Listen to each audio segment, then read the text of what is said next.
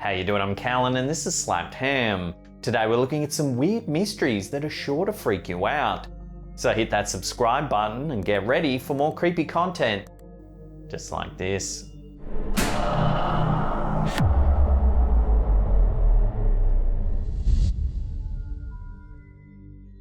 There's something extremely ominous about finding corpses in random places. It's even more unsettling when nobody can agree on a cause of death. This is exactly what happened when investigators tried to piece together the events of the infamous lead masks case. In the summer of 1966, a young boy noticed two bodies while flying a kite on a hill in Rio de Janeiro.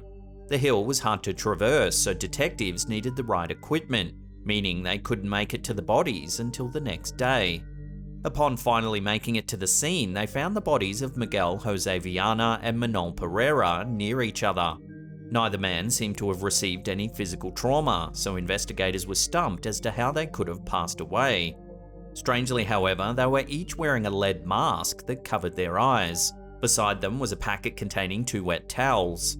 Investigators eventually came across a journal with a cryptic entry that noted they had arrived at around 4:30 p.m. and ingested strange capsules at 6:30 p.m. The entry also mentioned something about putting on signal masks. During the autopsies, they found no external injuries and there weren't any signs of internal trauma. Unfortunately, the bodies had already begun to decompose by the time the coroner could take a look at them, so they didn't test for any toxic substances. The two men were known to dabble with psychedelic drugs, and investigators found various books about paranormal subjects and spirituality at their homes. Moreover, one of their friends mentioned that they were interested in UFOs. This has led some to suspect that their deaths may have been caused by extraterrestrials or even government agents. Others feel that they must have unwittingly ingested something poisonous in an attempt to gain contact with extraterrestrials, and that the lead masks were supposedly meant to shield the blinding lights of a UFO that might land. In any case, they didn't leave enough information behind to come to a solid conclusion, so people can only speculate about what actually happened.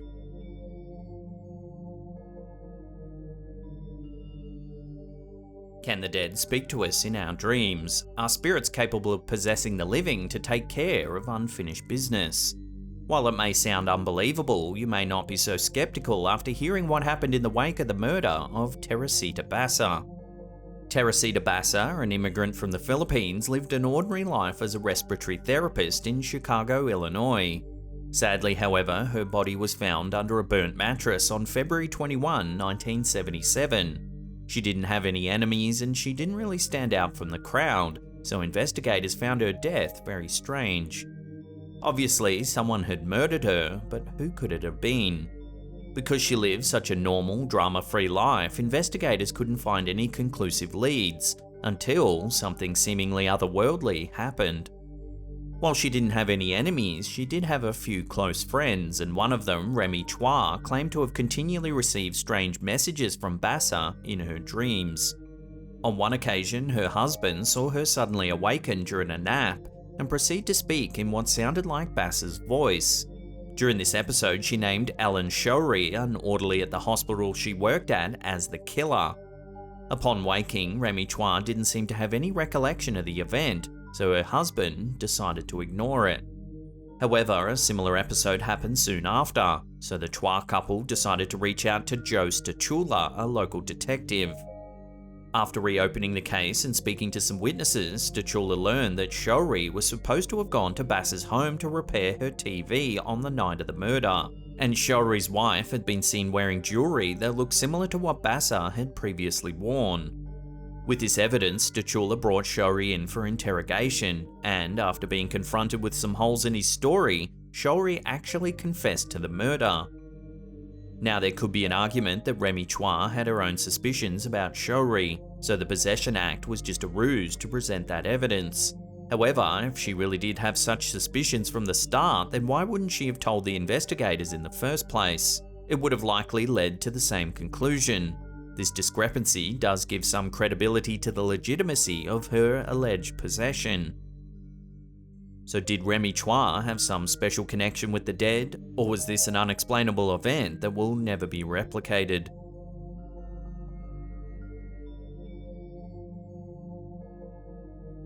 Have you ever dealt with ringing in the ears, vertigo, fatigue, or confusion? If you have, then you probably visited a doctor, got some kind of diagnosis, and received treatment that mitigated your symptoms. Unlike you, however, many people across the globe, usually diplomats and military personnel, deal with these symptoms without any discernible causes, a phenomenon often referred to as Havana syndrome.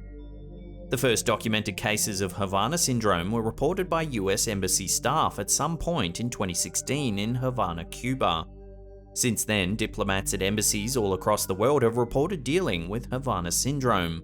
Some people in the intelligence community think that it's the result of some sort of technology that intelligence personnel use to gather information or attack diplomats.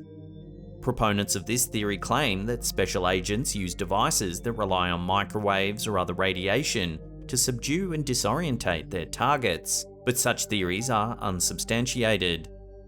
In early 2022, the CIA issued a statement asserting that Havana syndrome is related to some sustained operation by a hostile power, but they haven't provided any more details. For now, the silence is deafening and the mystery, as of today, only seems to deepen.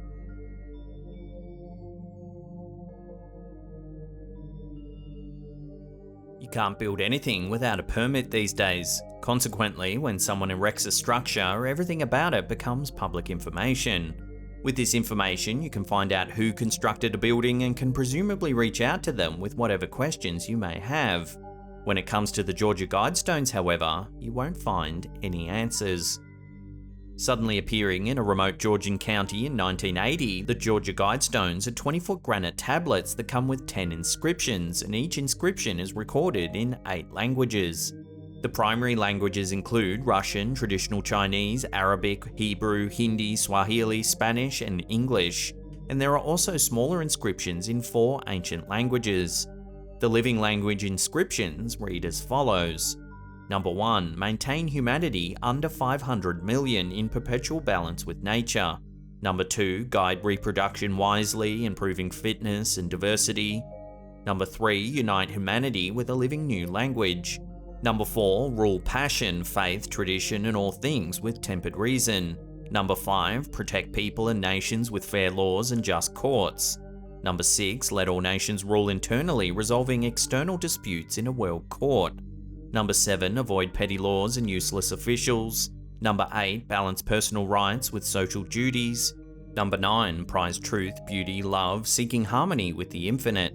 Number 10. Be not a cancer on the earth, leave room for nature.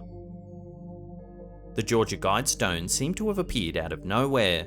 They were commissioned by a mysterious man by the name of Robert C. Christian, a name that was later confirmed to be a pseudonym. Almost nothing is known about Christian except that he allegedly represented a mysterious group of worshippers who wanted to leave a message for future generations. Due to the content of the stones themselves, many who have seen the Georgia Guidestones believe they're related to some sort of Illuminati-related conspiracy.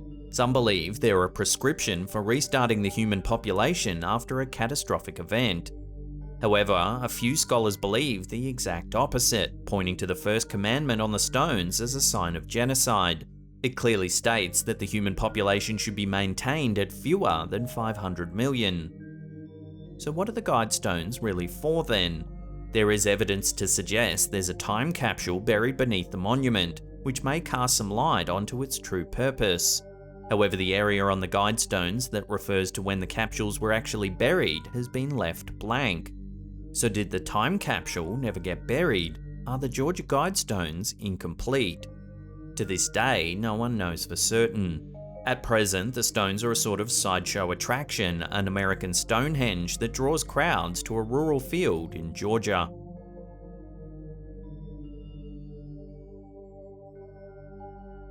Have you ever heard someone say that they were so hungry they could eat a horse? This is usually an exaggeration, but the following story about a French national called Tarrare makes eating a horse seem quite mediocre. Born in 1772 in the city of Lyon, France, Tarrare began eating ridiculous amounts of meat and entrails from a very early age. If you think prices at the grocery store are expensive now, then you should understand how burdensome a hungry kid would be to a family of French peasants in the late 1700s. So you can hardly blame his parents for kicking him out of the family home when he was a teenager. Left with nowhere else to stay, Tarrare got a lucky break and was able to use his unyielding appetite to earn a living with a travelling sideshow act. He would eat rocks, corks, animals, and huge quantities of fruits and vegetables for a small fee. He eventually made his way to the streets of Paris to gobble huge amounts of food and inedible objects in front of more people than ever before. Shortly after the breakout of the War of the First Coalition in 1792, Tarrare joined the French Revolutionary Army and began to train as a soldier. However, it quickly became apparent that the normal soldier's rations were not enough to sustain the man, so they generously gave him the ration of 4 soldiers. Still, this was not enough, and although he would eat any scraps, trash, or entrails that he could get his hands on, he became too exhausted to function and had to be hospitalized. The doctors who came into contact with Tarrare were amazed by the amount of food that he would actually eat, so they decided to run a few experiments. Doctors noted that he could eat an amount of normal food that would feed around 15 regular people in one sitting before collapsing from exhaustion. Unable to come up with a conclusive diagnosis, the doctors returned Tarrare to the military, and an officer decided to make use of Tarrare's talents to send secret messages to spies in the neighbouring German states. They made Tarrare swallow a bunch of messages and expected him to pass these messages to various agents by relieving his bowels at the exact right time. However, he didn't speak German, so Prussian forces caught him before he could ever deliver his secret messages. While this might have been bad for the French cause, the agents who would have received these messages were probably relieved for obvious reasons. The German troops held on to him for some time and gave him a couple of beatings, but seeing that he wasn't a very valuable prisoner, they soon let him return to his unit. Upon his return, he decided to seek medical aid to deal with his incomparable appetite. However, although doctors tried to give him an array of experimental compounds to suppress his appetite, nothing ever worked, and he often scoured the nearby area for trash and meat scraps to chow down on. While his unrelenting feeding might have been annoying, people generally seemed to tolerate Tarrare until a nearby toddler inexplicably went missing. 4 years later, he died of tuberculosis, and a doctor took that opportunity to examine his anatomy. According to the doctor, Tarrare had an extremely wide esophagus and an extremely large stomach. His liver and gallbladder were also larger than average as well. A body like his has never been recorded before, and nobody like Tarrare has existed since. Now, you'd probably expect such a man to be extremely obese, but by all accounts, Tarrare was actually underweight. While his life didn't amount to much, you have to wonder how someone like Tarrare ever existed. Did his mother eat or drink something that affected Tarrare's development in the womb? Did he have some kind of extremely rare genetic disorder? Next time you feel guilty about overeating, just remember that your meal probably wouldn't compare in quantity or foulness to whatever Tarrare would have eaten.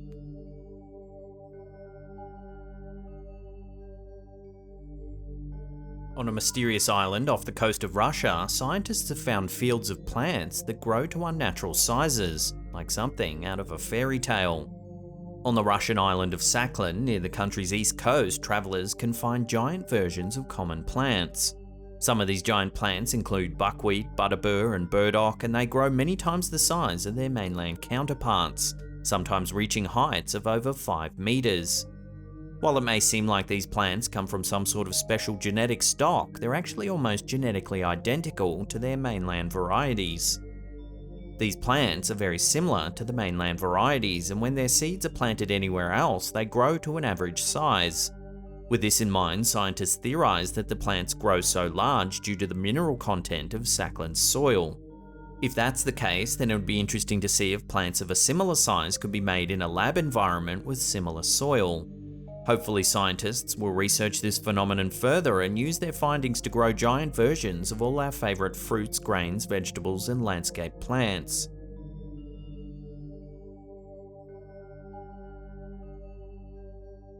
Rainfall is vital for human life. Without rain, the world would be a desert and we wouldn't be able to grow the food necessary for survival.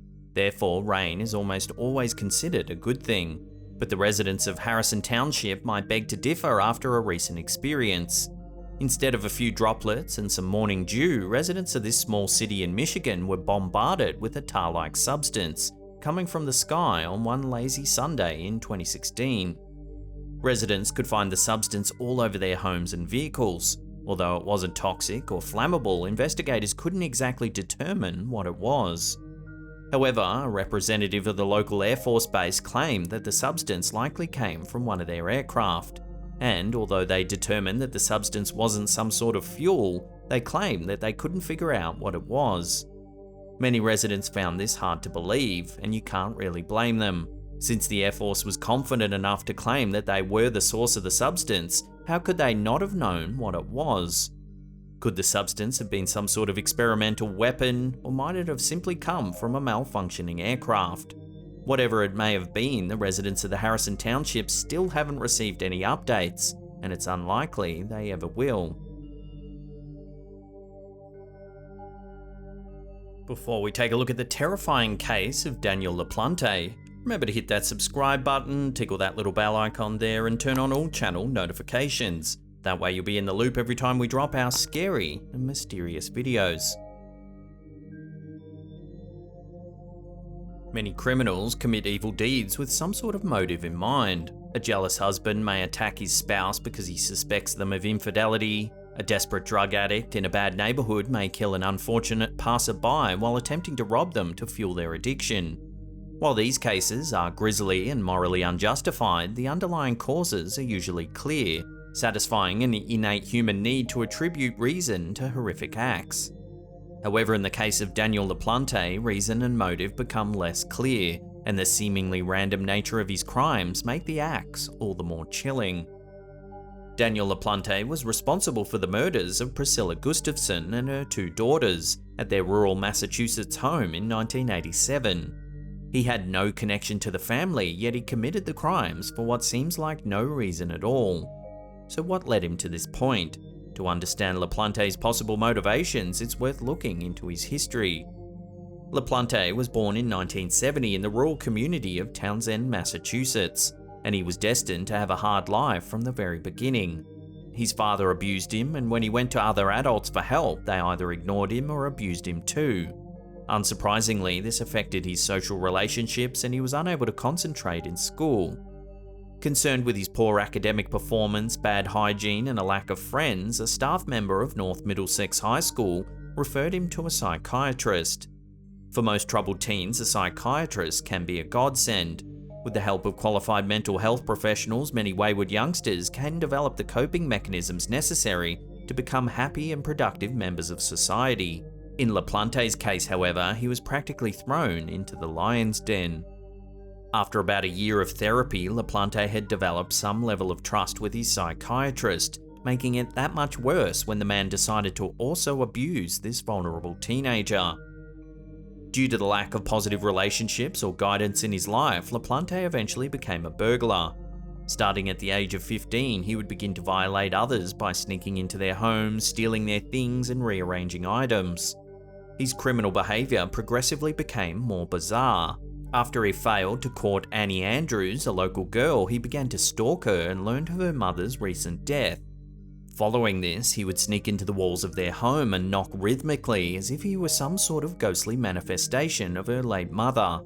This knocking traumatized Annie and her sister, but when they told their father, he sent them to receive psychiatric help. Eerie messages began appearing on the walls of the girl's home, written in an unknown red substance. The words "Marry me" were scrawled on one of the bedroom walls. After many weeks, the girls were vindicated when their father happened to walk into a room in the home and find LaPlante dressed as his late wife. He was wearing makeup, a dress, a blonde wig, and was holding a hatchet. LaPlante managed to escape as if by magic.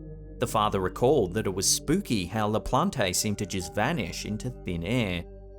After a thorough police search, they eventually found the young man hiding in a crawl space. He was using the space to quickly move around the house undetected. The police arrested him and he spent a year in a juvenile facility. Upon his release, he got right back to business. After gaining possession of a firearm, he entered the home of Priscilla Gustafson. Unfortunately, Gustafson and her 2 young children happened to be home during the break-in. The precise details of what happened are unclear, but when Andrew Gustafson, Priscilla's husband, came home from work, he found his family had been murdered. Andrew Gustafsson called the police and they quickly linked the crime to LaPlante and apprehended him.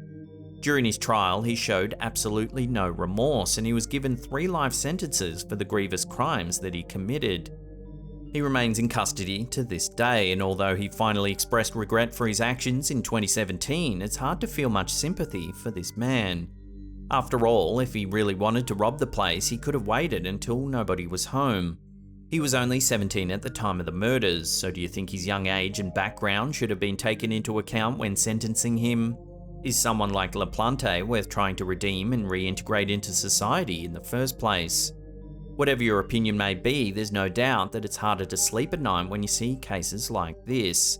The Gustafsson family underwent their tragic fate solely because they were in the wrong place at the wrong time.